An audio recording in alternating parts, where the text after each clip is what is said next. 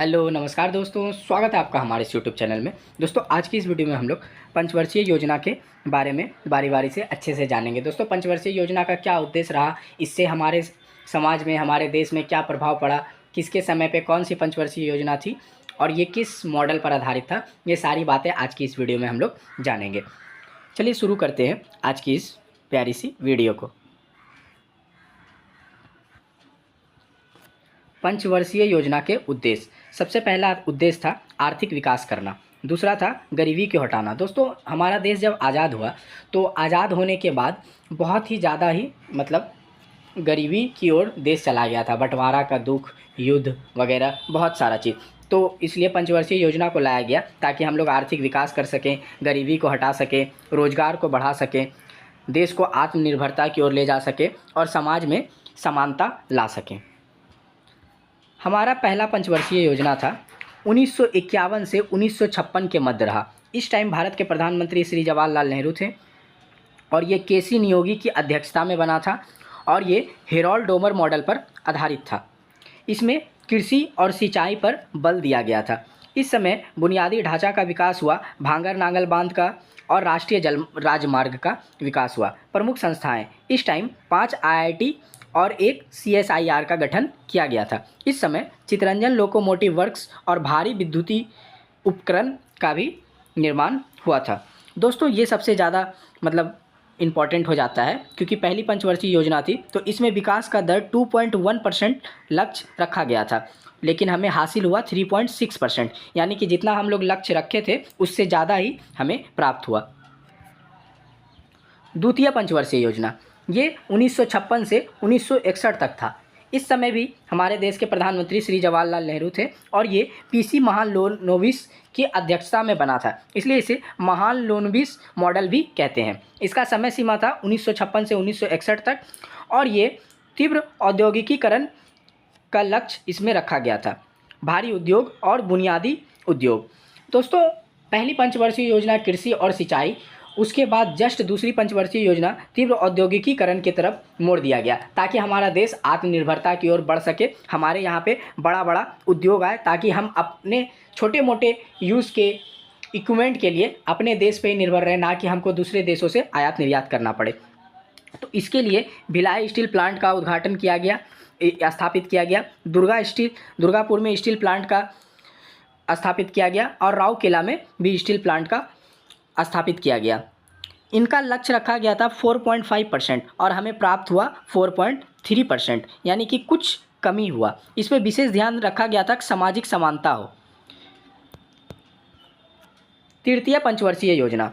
दोस्तों तृतीय पंचवर्षीय योजना 1961 से लेकर 1966 तक चला। इस समय भारत के 2 प्रधानमंत्री रहे, एक जवाहरलाल नेहरू, एक लाल बहादुर शास्त्री। जवाहरलाल नेहरू जी का कार्यकाल 1961 से 1964 तक रहा। उसके बाद लाल बहादुर शास्त्री जी का कार्यकाल 1964 से 1966 तक रहा। ये जॉन पी लुइस की अध्यक्षता में बना था, इसीलिए इसे जॉन पी लुइस मॉडल भी कहते हैं। ये समय सीमा 1961 से 1966 तक रहा और इसका मुख्य लक्ष्य था खाद्यान्न में आत्मनिर्भरता। इसमें गेहूं और खाद्य की सुरक्षा पर ध्यान दिया गया था। इसकी बुनियादी ढांचा का विकास था सिंचाई, बिजली, परिवहन। इसमें प्रमुख उद्योग बोकारो स्टील प्लांट को स्थापित किया गया। इसका विकास दर 2.3% था, हमारा लक्ष्य 5.6% था। दोस्तों इसमें बहुत ही ज़्यादा गिरावट आई। इसका सबसे बड़ा कारण था भारत चाइना युद्ध। हमारे देश में उस समय 1962 के टाइम पे भारत चाइना वॉर स्टार्ट हो गया। उसके बाद 1965 में भारत पाकिस्तान युद्ध स्टार्ट हो गया और इसी समय पे बहुत ही ज़्यादा अकाल पड़ गया क्योंकि सुखाड़ आ गया था। तो ये तीन आपदा एक साथ हमारे देश में आया, इसलिए हम लोग ये लक्ष्य हासिल नहीं कर पाए। इसी के बाद हमारा जो बहुत ही ज़्यादा नुकसान हो चुका था, इसके वजह से हम लोग 5 वर्ष का योजना प्लान नहीं कर सकते थे, इसलिए हम लोग तृतीय पंचवर्षीय योजना के बाद एक योजना अवकाश ले लिए। योजना अवकाश लेने का कारण ये रहा कि युद्ध और आर्थिक दबाव था उस टाइम। उस समय हमारे देश की प्रधानमंत्री श्रीमती इंदिरा गांधी थी और युद्ध और आर्थिक दबाव आ गया था। 1962, 1965 लगातार 2 युद्ध लड़ने के बाद हमारा पैसा ज़्यादा सुरक्षा की ओर देना पड़ गया। उस टाइम अकाल भी आ गया था, खाद्य संकट भी था, तो हम लोग लंबे समय के लिए योजना नहीं बना पाए। तो एक साल का छोटा छोटा योजना बनाया गया। 1966 से 67 तक, 1967 से 68 तक और 1968 से 69 तक एक एक साल का योजना बनाया गया। जैसे ही फिर हमारा स्थिति में सुधार आया तो हम लोग चौथी पंचवर्षीय योजना लेकर के आए, जो 1969 से 1974 तक चला। चौथी पंचवर्षीय योजना आत्मनिर्भरता के साथ स्थिरता पर था। ये बहुत ही ज़रूरी था क्योंकि हम लोग अपनी योजना बनाए जा रहे थे, स्थिरता आ ही नहीं पा रहा था, इसलिए चौथी पंचवर्षीय योजना पर स्थिरता पर ज़्यादा ध्यान दिया गया। उस समय भारत की प्रधानमंत्री श्रीमती इंदिरा गांधी जी थी और ये DR गाडविल की अध्यक्षता में बना था, इसलिए इसे गाडविल मॉडल भी कहा जाता है। समय सीमा 1969 से 1974 तक रहा। लक्ष्य था आत्मनिर्भरता के साथ, मतलब स्थिरता के साथ आत्मनिर्भरता भी, और इसमें खाद्यान्न में आत्मनिर्भरता और आर्थिक विकास पर बल दिया गया था। इसी समय हरित क्रांति भी हुई थी, हरित क्रांति की शुरुआत खाद्यान्न, और इसमें बैंकों का राष्ट्रीयकरण कर दिया गया था। 1969 में 14 बैंकों का राष्ट्रीयकरण किया गया था और इसमें लक्ष्य रखा गया था 5.7, लेकिन प्राप्त हमें 3.3 ही हुआ। इसमें भी लक्ष्य प्राप्त ना होने का मुख्य कारण था 1971 में भारत पाक युद्ध। दोस्तों 1971 में फिर से भारत पाकिस्तान का युद्ध हो गया था और सुखाड़ भी इस समय आ चुका था और तेल का भी संकट। जब भी हमारे देश में युद्ध होता है तो ज़्यादातर संभावना होती है कि तेल का संकट आ ही जाता है, इस वजह से भी हमारा लक्ष्य प्राप्त नहीं हो पाया था। आइए आगे देखते हैं। पाँचवीं पंचवर्षीय योजना। योजना का विज़न था गरीबी हटाओ और आत्मनिर्भरता। दोस्तों क्वेश्चन में ये पूछा भी जाता है कि गरीबी उन्मूलन का संबंध किस योजना से है, तो ये हो जाएगा पाँचवीं पंचवर्षीय योजना से। ये योजना आयोग की सिफारिश पर विशेष और सलाहकार उपाध्यक्ष इस समय भारत के प्रधानमंत्री इंदिरा गांधी जी थी और ये समय 1974 से 1978 तक रहा और इसका लक्ष्य था गरीबी उन्मूलन के साथ आत्मनिर्भरता। इस समय बुनियादी ढांचा और बिजली पर विशेष बल दिया, कोयला, बिजली और खनिज विकास हुआ। परिणाम और चुनौतियां। इस समय आपातकाल लग गया हमारे देश में और विकास दर 4.8% हुआ, लक्ष्य था 4.4%। छठी पंचवर्षीय योजना। छठी पंचवर्षीय योजना आर्थिक उदारवाद और कृषि विकास पर निर्भर था। यह IG पटेल जी की सिफारिश पर बना था। इस समय भारत की प्रधानमंत्री श्रीमती इंदिरा गांधी जी थी। ये 1980 से 1985 तक चला। इसका भी लक्ष्य था गरीबी उन्मूलन। 5.7% दर प्राप्त हुआ, 5.2% रखा गया था। सातवीं पंचवर्षीय योजना।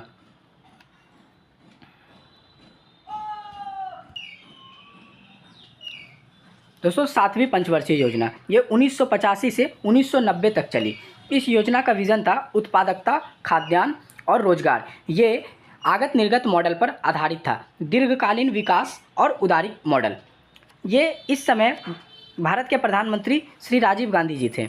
योजना का समय 1985 से 1990 रहा। लक्ष्य था रोजगार सृजन, रोजगार को बढ़ाना और खाद्यान्न पर आत्मनिर्भरता प्राप्त करना था। इस समय विकास दर 5.0 रखा गया था, मतलब 5% रखा गया था, लेकिन हमें लक्ष्य प्राप्त हुआ 6.0%। दोस्तों इस समय का एक बहुत ही फेमस नारा भी था, रोटी रोजी और उद्योग, क्योंकि इस समय हर चीज़ पर ध्यान दिया गया था, रोजगार पर भी, खाद्यान्न पर भी और उद्योग पर भी ध्यान दिया गया था। इसलिए इस समय का एक नारा बनाया गया, रोटी रोजी उद्योग, यानी भोजन, काम और उत्पादकता। इस समय 1988 में सेबी की भी स्थापना हुई थी, security exchange board of India का। आइए आगे देखते हैं।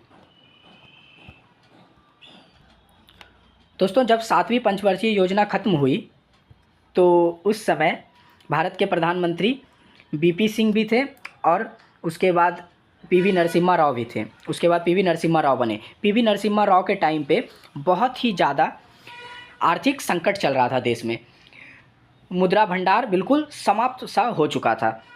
उस समय भारत के finance minister doctor Manmohan Singh थे। उस समय राजनीतिक अस्थिरता थी, केंद्र सरकार में तेज़ी से बदलाव हो रहा था। 1989 से 1991 के बीच हमारे देश में तीन PM रहे थे, तो स्थिर सरकार की कमी और नीतिगत पुगनता था, ठीक है, और गंभीर आर्थिक संकट से हमारा देश जूझ रहा था। इसलिए इस समय भी एक बार योजना अवकाश लिया गया। तीसरी पंचवर्षीय योजना के बाद भी हम लोग एक योजना अवकाश लिए और सातवीं पंचवर्षीय योजना के बाद भी हम लोग एक योजना अवकाश लिए। इस समय बहुत सारी समस्याएं थी। तेल संकट था, विदेशी का दबाव था, खाड़ी देशों में युद्ध चल रहा था जिससे तेल की कीमतें आसमान छू रही थी। परिणाम ये रहा कि हमने आईएमएफ से लोन लिया। तो आईएमएफ का लोन देने के लिए उन्होंने ये शर्त रखा कि हमको एलपीजी मॉडल को अपनाना होगा, यानी उदारीकरण, निजीकरण और वैश्वीकरण। तो हम लोगों ने एलपीजी मॉडल को अपना करके आईएमएफ से लोन लेकर के कुछ समय तक अपने योजना को चलाया, एक साल के लिए। उसके बाद फिर हम लोग का जब स्थिति सुधरा तो 8वीं पंचवर्षीय योजना आई। 8वीं पंचवर्षीय योजना एलपीजी सुधार और मानव विकास पर बल दिया गया। उस समय प्रधानमंत्री पीवी नरसिम्हा राव थे और finance minister doctor Manmohan Singh ji थे। ये जॉन डब्ल्यू मिलर मॉडल पर आधारित था। इसमें हम लोगों ने 5.6% का लक्ष्य रखा था और हमें प्राप्त 6.78% हुआ था। उदारीकरण, निजीकरण और वैश्वीकरण पर भी बल दिया गया था इस योजना में। आइए आगे देखते हैं।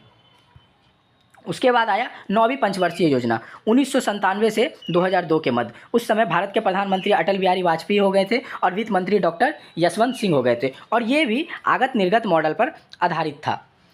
इस समय मुख्य लक्ष्य सामाजिक विकास, न्याय और क्षमता के साथ आर्थिक समृद्धि, यही था इस मॉडल का लक्ष्य। और आर्थिक विकास, कृषि और बुनियादी ढांचे, कृषि, परिवहन, संचार में विकास करना था और बुनियादी ढांचे पे विस्तार करना था। निजीकरण, विदेशी निवेश और उदारवाद पे ज़्यादा बल दिया गया था।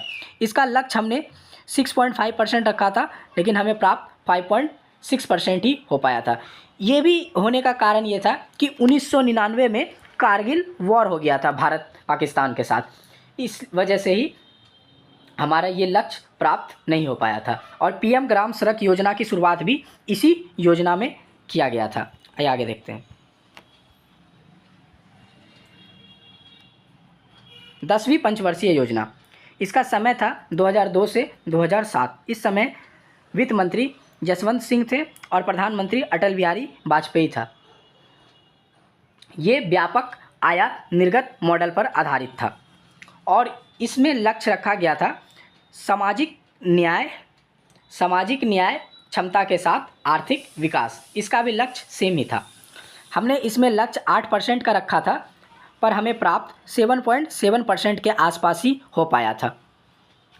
इसमें एक बहुत ही बड़ा 2005 में नरेगा की स्थापना हुई थी, जबकि लागू हमने 2 फरवरी 2006 को किया था। बाद में ये आगे चल के मनरेगा बन गया। 11वीं पंचवर्षीय योजना, दोस्तों 11वीं पंचवर्षीय योजना के समय भारत के प्रधानमंत्री डॉक्टर मनमोहन सिंह जी बन गए थे और उस समय वित्त मंत्री पी चिदम्बरम थे। ये भी, इसका भी लक्ष्य रखा गया था तीव्र और समावेशी विकास, यानी कि तीव्र विकास और रोजगार। लगभग 9% इसमें विकास का दर रखा गया था, जबकि प्राप्त हमें 8% ही हो पाया। बाद में इसे 8% किया भी गया था और 8% हमें प्राप्त हुआ। मतलब हमने सबसे पहले इसमें 9% रखा, फिर बाद में बदल करके 8.1% किया और हमें प्राप्त 8% के आसपास हो पाया था। इस समय आरटीई एक्ट लागू किया गया था 2009 में। 1 अप्रैल 2009 से इसको लागू कर दिया गया था। आइए आगे देखते हैं। 12वीं पंचवर्षीय योजना, दोस्तों ये 12वीं पंचवर्षीय योजना अंतिम पंचवर्षीय योजना थी। ये इस समय भारत के प्रधानमंत्री नरेंद्र मोदी भी थे, 2 साल के लिए मनमोहन सिंह थे और उसके बाद 2014 के बाद से नरेंद्र मोदी जी आ गए। इस समय भी योजना का लक्ष्य तीव्र, अधिक समावेशी और टिकाऊ विकास था। इस समय वित्त मंत्री अरुण जेटली जी थे। इस समय भी लक्ष्य रखा गया था 8% का, जबकि हमें प्राप्त लगभग 6.9% के आसपास ही हो पाया था। बाद में दर को घटाया भी गया था। इसमें कभी कभी पूछा जाता है कि कृषि के लिए 4% रखा गया था और प्रजनन दर या प्रतिस्थापन के लिए 2.1% रखा गया था। दोस्तों इसके बाद योजना आयोग का अंत कर दिया गया और नीति आयोग की शुरुआत हुई। योजना आयोग 1950 से लेकर के लगभग 2014 तक चला। उसके बाद प्रधानमंत्री जी के अध्यक्षता में नीति आयोग की शुरुआत की गई, जो 2015 से वर्तमान में अभी तक चल रहा है। पुराने आयोग और नए आयोग में क्या अंतर रहा, आइए इसको पहले समझ लेते हैं। पुराना लक्ष्य था आर्थिक विकास करना, गरीबी उन्मूलन करना, रोजगार में सृजन करना और कृषि उत्पादकता बढ़ाना। और नई नीति का विजन क्या है? समावेशी और टिकाऊ विकास। आत्मनिर्भरता और भारत को डिजिटल इंडिया की ओर लेकर के जाना। उसके बाद दूसरा देखते हैं, योजना आयोग का विज़न क्या था कि ये टॉप से बॉटम पे जाते थे, मतलब क्या कि ऊपर से नीचे की ओर आते थे, इनका ये दृष्टिकोण था। जबकि नीति आयोग का ये दृष्टिकोण है बॉटम अप, यानी कि ये नीचे से ऊपर की ओर जाते हैं, मतलब इनका मानना है क्या कि विकास गांव से ही होता है, तो ये शुरुआत नीचे से करते हैं। और चुनौतियाँ, योजना आयोग में बहुत सारी चुनौतियाँ आती थी। आर्थिक मंदी आने पे योजना अवकाश लेना पड़ता था, संसाधन की कमी आने पे, वैश्विक दबाव आने पे हमें योजना अवकाश लेना पड़ता था। नीति आयोग के आने से क्या हुआ कि ज्ञान और विशेषता बन गई, नीतिगत अनुसंधान बन गया। मतलब क्या कि नीति आयोग जो है थिंक एंड टैंक पे कार्य करता है, यानी कि ये कोई संस्था नहीं है, ये कुछ बनाता नहीं, ये सरकार के लिए एक रणनीति तैयार करता है और ये सरकार को इस पर काम करने के लिए सिफारिश करता है। इसका परिणाम ये रहा कि ये 12वीं योजना अंतिम योजना बनी और 2012 से 2017 तक का समय था, जबकि इसे 2015 में ही समाप्त कर दिया गया। और दीर्घकालिक योजना, ये 15 वर्ष का विज़न तैयार करती है, 7 वर्षीय राजनीति और 3 वर्षीय एक्शन एजेंडा पर काम करती है। तो आर्थिक परिवर्तन और ऐतिहासिक प्रगति रहा। दोस्तों अगली वीडियो में हम लोग नीति आयोग के बारे में अच्छे से जानेंगे। आज की इस वीडियो में हम लोग जाने योजना आयोग के बारे में, पंचवर्षीय योजना के बारे में। उम्मीद है आपको अच्छे से समझ में आएगा। दोस्तों ये वीडियो आपके रिवीजन के लिए काफ़ी फ़ायदेमंद होगा। आज के लिए इतना ही, मिलते हैं अगली वीडियो में। वीडियो को पूरा देखने के लिए धन्यवाद।